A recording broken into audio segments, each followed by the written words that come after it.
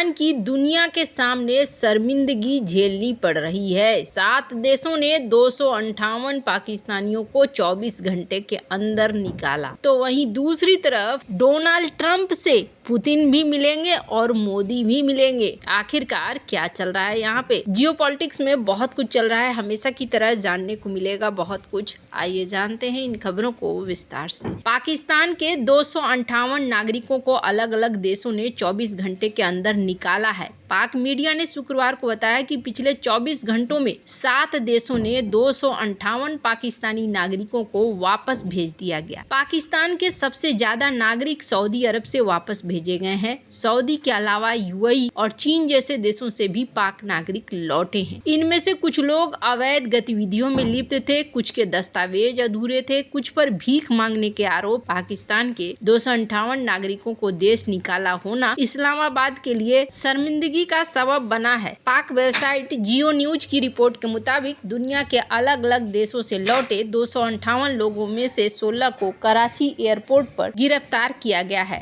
Report कहती है कि वापस आए 258 पाकिस्तानी नागरिकों में से 14 के पास पाकिस्तानी पासपोर्ट थे, जबकि 244 के पास आपातकालीन यात्रा दस्तावेज। सऊदी अरब से सबसे ज्यादा 232 लोग वापस भेजे गए। इनमें से 7 भिखारी शामिल हैं जो पाक से जाकर सऊदी में भीख मांग रहे हैं। 2 लोगों को बिना परमिट के हज करते हुए पकड़ा गया और सजा पूरी होने के बाद वापस भेज दिया गया। 4 लोगों ने अपना उम्रा वीजा की अवधि बढ़ा दी थी। 16 लोग अपने वीजा की समय सीमा से ज्यादा रुके थे। यूएई से 21 लोगों को वापस भेजा गया, जिनमें 4 लोग नशीले पदार्थों की तस्करी में शामिल थे। चीन, कतर, इंडोनेशिया, साइप्रस, नाइजीरिया से एक व्यक्ति को वापस भेजा गया। यूएई और नाइजीरिया से वापस भेजे गए लोगों में से 16 लोग FIA के इमिग्रेशन स्टॉप लिस्ट में थे। इन लोगों को पूछताछ के बाद रिहा कर दिया गया। पाक अधिकारियों ने कहा है कि ऐसी घटनाओं से बचने के लिए यात्रियों को यह सुनिश्चित करना चाहिए कि उनके पास पूरे दस्तावेज, उचित वीजा, एडवांस बुकिंग और खाते में पर्याप्त धनराशि हो। उन्होंने कहा कि हालिया घटनाएं दिखलाते ही है कि यात्रा से पहले सभी दस्तावेजों की जांच करना कितना जरूरी है। कई लोग बिना उचित दस्तावेजों के यात्रा करने का प्रयास करते हैं, जिसके कारण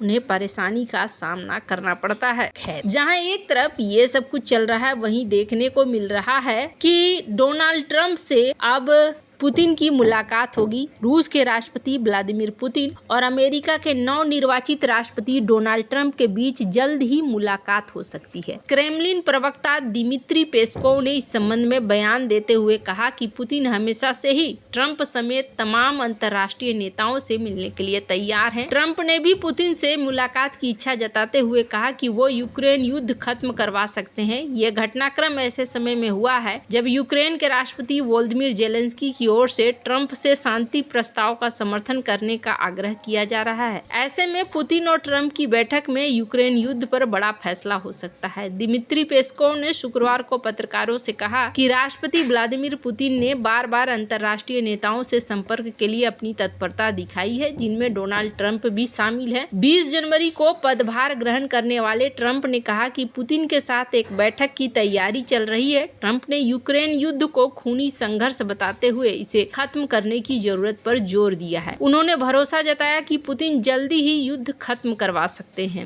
डोनाल्ड ट्रंप और व्लादिमीर पुतिन दोनों की ओर से मीटिंग की इच्छा जताई गई है। अमेरिका रूस संबंधों में एक महत्वपूर्ण घटनाक्रम है। हालांकि अभी वार्ता के लिए कोई समय सीमा तय नहीं की गई है। ट्रंप ने पहले सुझाव दिया था कि पुतिन के साथ बातचीत उनके राष्ट्रपति पद के पहले 6 महीनों के भीतर हो सकती है। पेस्कोव ने कहा कि अमेरिकी पक्ष से अभी तक संपर्क के लिए कोई औपचारिक अनुरोध प्राप्त नहीं हुआ है। बीते साल दिसंबर में अपने वार्षिक प्रेस कॉन्फ्रेंस के दौरान पुतिन ने यूक्रेन मुद्दे पर समझौता करने के लिए डोनाल्ड ट्रंप के साथ बातचीत करने की इच्छा जताई। बैठक की संभावना पर पुतिन ने कहा कि मुझे नहीं पता है कि मैं उनसे कब मिलूंगा। मैंने उनसे 4 साल बात नहीं की, लेकिन मैं उसके लिए कभी भी तैयार हूँ। डोनाल्ड ट्रंप ने अपने चुनाव अभियान के दौरान बार बार यूक्रेन संघर्ष को रोकने का वादा किया था। पुतिन युद्ध विराम में अहम भूमिका निभा सकते हैं, इसलिए दोनों नेताओं के बीच मुलाकात युद्ध को सुलझाने की दिशा में एक महत्वपूर्ण कदम हो सकता है। दोनों नेताओं की बातचीत से युद्धग्रस्त क्षेत्र में शांति की उम्मीद भी जगी है। खैर, अब जहां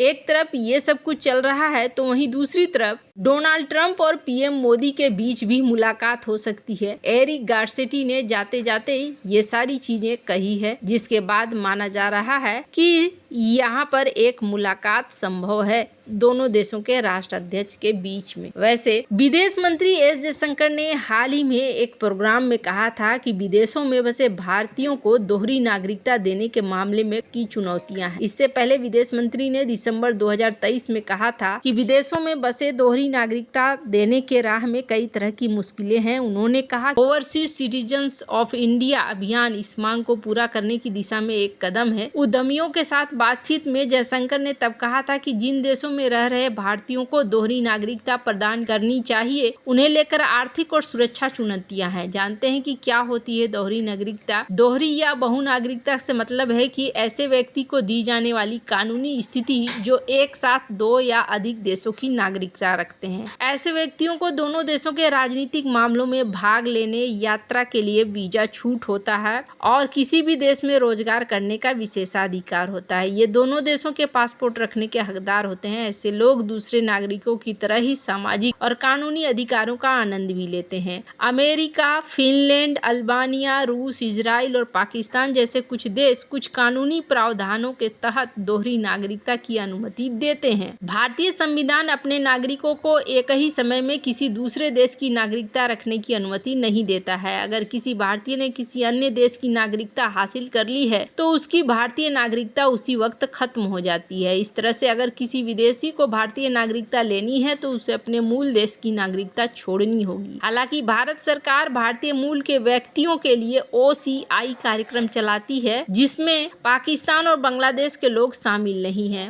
वहीं OCI कार्ड धारक भारत में बहु प्रवेश, आजीवन वीजा या कुछ विशेषाधिकारों का लाभ उठा सकते हैं। उन्हें देश में वोट देने या चुनाव लड़ने का अधिकार नहीं होता है। शरणार्थी उत्पीड़न होने के डर से अपने देश से भागने को मजबूर होते हैं। वहीं प्रवासी का अपने देश से पलायन रोजगार, परिवार, शिक्षा वगैरह की वजह से हो सकता है। हालांकि इसमें उत्पीड़न शामिल नहीं होता है। साथ ही प्रवासी को उसके खुद के देश में कई तरह के संरक्षण का लाभ मिलता है। दोहरी नागरिकता एक व्यक्ति को दोनों देशों के राजनीतिक कामकाज में पूरी तरीके से भाग लेने और यात्रा करते समय वीजा जरूरतों से छूट देता है। इससे एक ऑटोमेटिक वर्क परमिट भी मिल जाता है। इसके अलावा भी कई तरह की सुविधाएं मिलती है। नागरिकता अधिनियम 1955 संविधान लागू होने के बाद भारतीय नागरिकता हासिल करने, इसके निर्धारण और रद्द करने के संबंध में एक व्यापक कानून है। यह अधिनियम भारत में एकल नागरिकता का प्रावधान करता है, यानी भारत का नागरिक किसी और देश का नागरिक नहीं हो सकता है। इस अधिनियम में कई संशोधन किए जा चुके हैं। नए संशोधन के बाद इस अधिनियम में बांग्लादेश, अफगानिस्तान, पाकिस्तान के 6 अल्पसंख्यक समुदायों बौद्ध, जैन, पारसी, ईसाई और सिख से जुड़े लोगों को भारतीय नागरिकता देने का प्रावधान किया गया है। भारत का संविधान लागू होने यानी कि 26 जनवरी 1950 के बाद भारत में जन्मा कोई भी व्यक्ति जन्म से भारत का नागरिक है। इसके एक और प्रावधान के अंतर्गत 1 जुलाई 1987 के बाद भारत में जन्मा कोई भी व्यक्ति भारत का नागरिक ही यदि उनके जन्म के समय उनके माता पिता भारत के नागरिक हैं तो है। अब यहाँ पर देखने को मिल रहा है कि भारत में दोहरी नागरिकता नहीं दी जा सकती है, ये भारत ने साफ कर दिया है। वैसे आपको क्या लगता है इन सब मामले में, आपकी क्या राय है? कमेंट कर जरूर बताएं। जल्द मिलते हैं अगले वीडियो में नई खबर के साथ।